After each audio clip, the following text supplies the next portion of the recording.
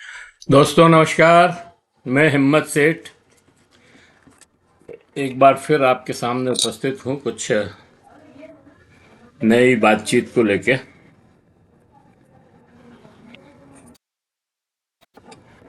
दोस्तों, दिवाली है, कल भी थी, आज भी है, और सब त्योहारों के उस उमंग और उत्साह में लगे हुए हैं। लेकिन बिहार में चुनाव है, और चुनाव अब बहुत सफाई हो गई है। तो मैं कह रहा था, कल दिवाली, मतलब दिवाली थी कल, और हमारे यहाँ भी, मतलब उदयपुर में हमारे इस क्षेत्र भोपालपुरा में भी बहुत आतिशबाजी हुई। रात्रि को 2 बजे तक पटाखों की आवाज़ आती रही, और फिर पता नहीं कितनी देर तक वो पटाखे चलते रहे, क्योंकि मेरे को तो नींद आ गई थी। लेकिन इससे पर्यावरण खराब होता है, ये तो जग जाहिर है। क्यूआई उदयपुर AQI उदयपुर में जैसे शहर में भी सवेरे 250 था, जो रात में आतिशबाजी के बाद अवश्य 300 से ऊपर निकल गया होगा। आम आदमी तो इसे जैसे तैसे बर्दाश्त कर लेता है, लेकिन जिन्हें अस्थमा यानी सांस की बीमारी है, उनके लिए यह लेवल बहुत ही घातक हो जाता है। उनको सांस लेने में बहुत तकलीफ होती है। इनहेलर ना हो तो वो दम ही तोड़ते हैं। ये तो उदयपुर की बात है, लेकिन दिल्ली में तो हालत और भी खराब है। न्यूज एजेंसी PTI ने केंद्रीय प्रदूषण नियंत्रण बोर्ड CPCE के अनुसार AQI 317 दर्ज किया गया था अशोक विहार में, 404 द्वारका में, 417 वजीरपुर में, 423 आनंद विहार में, 404 दर्ज किया गया था। दिल्ली के उच्चतम न्यायालय ने सिर्फ ग्रीन पटाखे को जलाने की अनुमति दी थी, लेकिन दिल्ली के सनातनी हिंदू कहाँ मानने वाले थे। उन्हें तो लगता है कि हमारे साथ जो है भेदभाव हो रहा है, दिवाली पे पटाखे नहीं छोड़ने देते हैं। और फिर वो पता नहीं कहाँ कहाँ से क्रिसमस की और ईद की और बातें ले आते हैं, जहाँ पर पटाखे दिवाली के कंपैरिजन में तो बहुत ही कम छोड़े जाते हैं। खैर, और फिर ऊपर से दिल्ली में भाजपा की सरकार चलाते ऐसी आतिशबाजी हुई कि कुछ समय में ही दिल्ली पूसा में 999 तक AQU पहुंच गया। AQI खतरे से बहुत ज़्यादा ऊपर चला गया था सभी जगह। हाँ, इसमें पटाखा और आतिशबाजी के अतिरिक्त ऑटोमोबाइल गाड़ियों का भी योगदान कम नहीं है, लेकिन हरियाणा, उत्तराखंड, हिमाचल से आने वाली हवाओं का भी असर हो सकता है। लेकिन कुल मिलाकर के ये पर्यावरण की स्थिति बहुत ही गंभीर स्थिति है, और इस पे सरकारों को ध्यान देना चाहिए, चाहे पटाखों पर बैन लगाया जाए या और कुछ किया जाए। अब दोस्तों, बिहार के चुनाव की बात करते हैं। उस चुनाव की बात करने के पहले मैं आपसे ये निवेदन करना चाहता हूं कि अगर आपने अभी तक भी हमारे YouTube चैनल महावीर समता संदेश को सब्सक्राइब न किया है तो सब्सक्राइब कर लें, बेल आइकन दबाना न भूलें, क्योंकि वीडियो अच्छे लग रहे हो तो लाइक करें, फॉरवर्ड करें, और लोगों को भेजें, अपने सोशल ग्रुप्स में डालें, मित्रों और परिजनों को भी बतलाएं और कहें कि भी इस चैनल को सब्सक्राइब करें, क्योंकि जितना आप सब्सक्राइब करेंगे उतनी ही ये बातें लोगों के बीच में जाएगी और चेतना फैलेगी। मेरा ऐसा मानना है कि हम जो वीडियो बनाते हैं, इससे लोगों में चेतना का संचार होता है। दोस्तों, बिहार के चुनाव में नामांकन का दौर दोनों ही चरणों का के लिए समाप्त हो गया है। एनडीए गठबंधन ने बहुत पहले ही सीटों का बंटवारा कर लिया था और आज थोड़ा बहुत कन्फ्यूजन की स्थिति थी, उसने भी ठीक कर लिया था। लेकिन एनडीए की सभी पार्टियों वोट एक दूसरी पार्टी में ट्रांसफ़र होने की लेकिन एनडीए की सभी पार्टियों को एक दूसरी पार्टी में ट्रांसफ़र होंगे कि नहीं होंगे, ये कन्फ्यूजन तो बना हुआ ही है, अभी भी बना हुआ है। उसका कारण चिराग पासवान को 29 सीटें देना तथा नीतीश कुमार को मुख्यमंत्री घोषित न करना ही भी है। लेकिन अब स्थिति में बहुत सुधार देखा जा रहा है और 24 तारीख से प्रधानमंत्री नरेंद्र मोदी की समस्तीपुर में सभा होने जा रही है। वो एनडीए के पक्ष में माहौल बनाने का काम करेगी। प्रधानमंत्री लगभग 25 सभाएं बिहार में करेंगे और सभी अखबार वालों और चुनाव विश्लेषकों का महागठबंधन की चिंताएं सताए जा रही थी। सब इस बात से परेशान थे कि अंतिम दिन तक सीटों का बंटवारा भी नहीं हुआ, एक चुनाव के प्रत्याशियों की लिस्ट भी जारी नहीं हुई, कोई प्रेस कॉन्फ्रेंस नहीं हुई, कौन कहाँ से चुनाव लड़ेगा ये भी नहीं बताया, बस लोगों को सिंबल बांटते गए और चुनाव का नामांकन करवाते रहे। इससे क्या हुआ कि चिंता का कारण ये भी था कि महागठबंधन में आरजेडी नेता तेजस्वी और कांग्रेस के नेता के 5-6 सीटों पर दोनों ने उम्मीदवार उतार दिए। वहीं कांग्रेस और सीपीआई भी आमने सामने है। तो पहले गठबंधन के दल आपस में ही लड़ रहे हैं, तो एनडीए से कब और कैसे लड़ेंगे। चुनाव गया, हाथ से निकल गया, अच्छा मौका था, गंवा दिया। अब तो एनडीए बहुत आगे निकल गया है, ऐसी अखबार वालों के बीच में धारणाएं थी।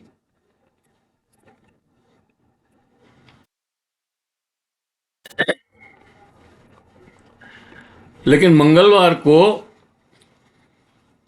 तस्वीर बदलने लगी और महागठबंधन के सब कुछ ठीक दिखने लगा।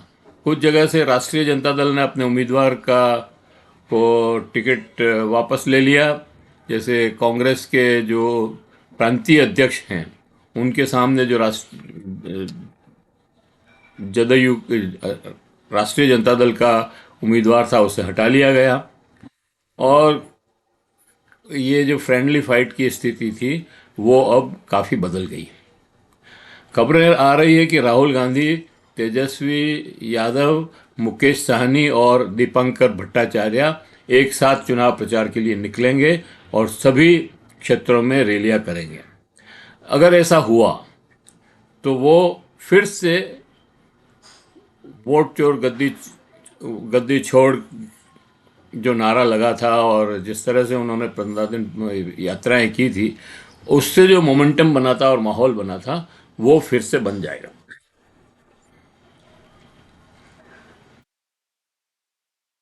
सभी विश्लेषक ये बात तो मानते हैं कि बिहार में हिंदू मुस्लिम कार्ड ज़्यादा प्रभावी नहीं है।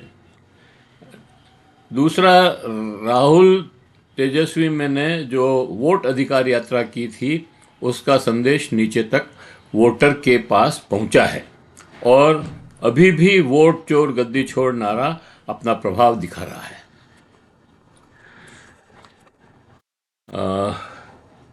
ऐसे में इंडिया गठबंधन का काम थोड़ा आसान हो जाता है। चुनाव आयोग द्वारा वोटों का काटे जाने का संदेश कि सरकार लोकतंत्र ही खत्म करना चाहती है का भी बड़ा असर है। इंडिया गठबंधन की पार्टी झारखंड मुक्ति मोर्चा के साथ गठबंधन नहीं हुआ। JMU है, जेमुमो झारखंड मुक्ति मोर्चा के प्रवक्ता ने आरजेडी और कांग्रेस पर आरोप लगाया कि उन्होंने धोखा दिया है और गठबंधन धर्म नहीं निभाया। पहले उन्होंने 6 क्षेत्रों में चुनाव लड़ने की घोषणा की थी, मगर बाद में उन्होंने चुनाव में भाग लेने से ही मना कर दिया और वो अब बिहार में चुनाव नहीं लड़ रहे हैं। बिहार में पिछले चुनाव के पहले आपको अपने आप को बिहार का मुख्यमंत्री घोषित करने का एक इश्तेहार दे करके पूरे पॉलिटिकल सर्कल में एक आश्चर्य पैदा कर दिया। एक पूरे पेज का विज्ञापन अखबार में दिया कि मैं अगली बिहार की मुख्यमंत्री बनने जा रही हूँ। खैर वो आश्चर्य ही पैदा किया, बाकी तो उसमें कुछ था नहीं। और बिहार बदलने के नारे के साथ वो मैदान में उतरी। उन्होंने अपनी पार्टी प्यूलर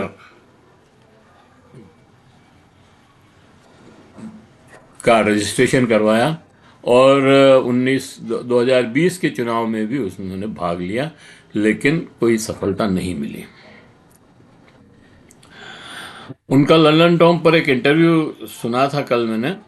बहुत आत्मविश्वास से भरी लगती है, विचार भी है, लेकिन बिहार की राजनीति इतनी स्पष्ट और सपाट नहीं है, सीधी और सपाट नहीं है। इसमें टेढ़ी मेढ़ी और बहुत ही गलियों वाली राजनीति है। उनके साथ बिहार की जाति के साथ साथ लिंग की राजनीति को भी, उनको बिहार में जाति की राजनीति के साथ साथ लिंग की राजनीति को भी फेस करना पड़ेगा, क्योंकि अभी भी बिहार में ही नहीं पूरे हिंदुस्तान में महिलाओं का राजनीति में आना बहुत अच्छे निगाह से नहीं देखा जाता है, जबकि वो 50% है। और हमारे पिछड़ने का कारण ही यही है कि हम महिलाओं को उनके उनके हक और अधिकार नहीं देना चाहते हैं। एक और इंटरव्यू मैंने आज फिर देखा, तेवर तो उनके वही थे, लेकिन जिस तरह वो जन स्वराज पार्टी और उनके मुखिया पीके पर लगातार हमलावर थी या उन पर तंज कस रही थी, उससे लगा कि उनका मुख्य मुकाबले से बाहर हैं और उनका मुकाबला पीके की जन स्वराज पार्टी से ही है। पीके की जन स्वराज पार्टी ने अपने पैसे और पहुंच के बल पर सोशल मीडिया पर जो जगह घेर रखी थी और जो हाइप बनाई हुई थी, वो उसकी सबकी हवा निकल गई जब से उन्होंने तेजस्वी को उन्होंने चुनौती दी थी कि मैं तुम्हारे सामने चुनाव लड़ रहा हूं राघोपुर से। और वो राघोपुर गए भी 200 गाड़ियों के साथ, काफिले 200 कारों के काफिले के साथ, और वहाँ से जब वापस लौटे तो उन्होंने चुनाव लड़ने से मना कर दिया। और वो मना करना ही उनकी पार्टी की हवा निकालने के लिए काफ़ी था।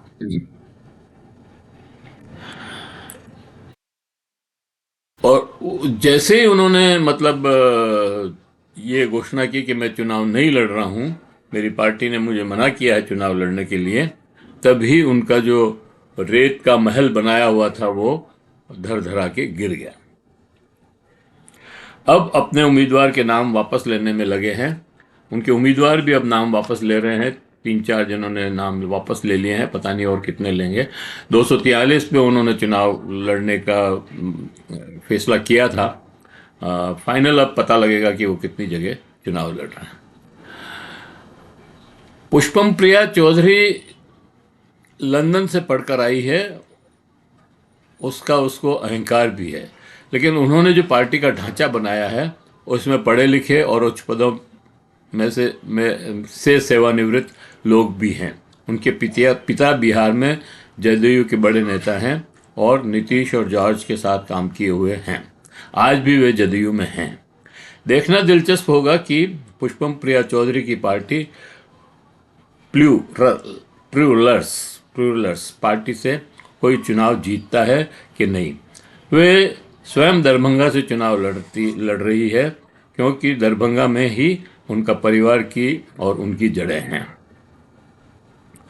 उनका स्पष्ट मानना है कि बिना पावर के बिहार को बदला नहीं जा सकता। वे चिराग पासवान को नेता ही नहीं मानती, वह यह भी मानती है कि दबंगों और बाहुबलियों के सहारे बिहार में बदलाव नहीं किया जा सकता है। जन स्वराज पार्टी ने 51 की लिस्ट में 17 बाहुबलियों को टिकट दिया है। ये उनके ऊपर एक तंज था कि भाई वो बात तो बिहार को बदलने की करते हैं, लेकिन 51 में 17 बाहुबलियों को टिकट दिया है, तो वो कैसे बिहार को बदल पाएंगे। और वो ये भी कहते हैं कि मैंने ही सबसे पहले विजन डॉक्यूमेंट जारी किया था 2020 में चुनाव के जिसमें जो बाहर लोग जा रहे हैं मजदूर और शिक्षा के बारे में और बातें मैंने उसमें कही थी, स्वास्थ्य, शिक्षा, रोजगार, उसके ऊपर जो है वो उस डॉक्यूमेंट से ही प्रशांत किशोर बातें चुरा चुरा करके और बोल रहे हैं। उनका कहना है कि कृषि पर ध्यान देना जरूरी है और जब तक हम कृषि को क्या उत्पादन नहीं बढ़ाते हैं और उसको वायबल नहीं करते हैं, तब तक बिहार में बदलाव नहीं हो सकता है, बिहार का विकास नहीं हो सकता है। तो कुछ बातें उनकी बहुत अच्छी है, लेकिन देखना है कि वो किस तरह से उनको लागू कर पाती है या करने की कोशिश करती है। उनका दावा है कि वो 5 साल से लगातार बिहार में घूम रही है और जिले जिले में जा रही है और ऑलमोस्ट सभी जिलों में उन्होंने अपना संगठन खड़ा कर लिया है और 2 तरह के उन्होंने संगठन बनाए हैं, ये भी उन्होंने कहा। एक तो उन्होंने पॉलिटिकल ऑर्गेनाइजेशन बनाया जो चुनाव लड़ेंगे, जिसमें जिला प्रभारी, प्रधान और प्रखंड प्रभारी और प्रदेश प्रभारी, मतलब इस तरह की पद रखे हैं, जनरल सेक्रेटरीज वगैरह वगैरह। और दूसरा उन्होंने कुछ डिपार्टमेंट्स में के सचिव और उनसे कैसे वो जो है बदलाव लाएगी उसके बारे में बात की थी। खैर ये अब देखेंगे कि प्रिया चौधरी और बड़बोले हमारे पीके प्रशांत किशोर कितने सफल होते हैं, कितनी सीटें जीतते हैं और जीतने के बाद भी वो कोई बदलाव कर पाते हैं या नहीं कर पाते हैं, ये मुख्य देखने वाली बात रहेगी। और वैसे 2 गठबंधन हैं, दोनों बहुत मजबूत हैं, एक दूसरे के सामने खड़े हैं और अब मुकाबला इन दोनों में ही है। और ये बाकी जो जितनी भी पार्टियां हैं, भले वो एक मोर्चा और बना है जिसमें चंद्रशेखर की पार्टी, आज़ाद पार्टी भी है और असदुद्दीन ओवैसी की पार्टी भी है, और भी कोई 1-2 पार्टियां हैं उसमें, उनका भी मोर्चा बना है और वो भी चुनाव लड़ रहे हैं। लेकिन ये सब वोट कटुआ पार्टियां हैं, एक आध कोई अपने बलबूते पे जीत जाए तो ठीक है, अदरवाइज ये इनकी कोई संभावना नहीं है। तो दोस्तों ये चुनाव की स्थिति है बिहार में आज 21 तारीख को, और अब आगे 24 तारीख से जब प्रधानमंत्री चुनाव के लिए बिहार समस्तीपुर में अपना पहली रैली करेंगे और उसमें वो क्या क्या घोषणाएं करते हैं, उससे पता लगेगा कि अब बिहार का चुनाव किस तरफ जा रहा है। तो बहुत बहुत आभार आपका, आपने अभी तक अंत तक मुझे सुना और मैं चाहूँगा कि आप इस पे ज़रूर कमेंट भी करें और लाइक भी करें, और जिन लोगों ने सब्सक्राइब नहीं किया है या पहली बार जो देख रहे हैं वो इस चैनल को सब्सक्राइब भी करें। हम अभी भी बहुत पीछे हैं और हम चाहते हैं कि जल्दी से जल्दी हमारे सब्सक्राइबर बढ़े और हमें और काम करने का उत्साह वर्धन हो। जय हिंद, जय भारत। मिलते हैं कि फिर और किसी विषय को लेकर।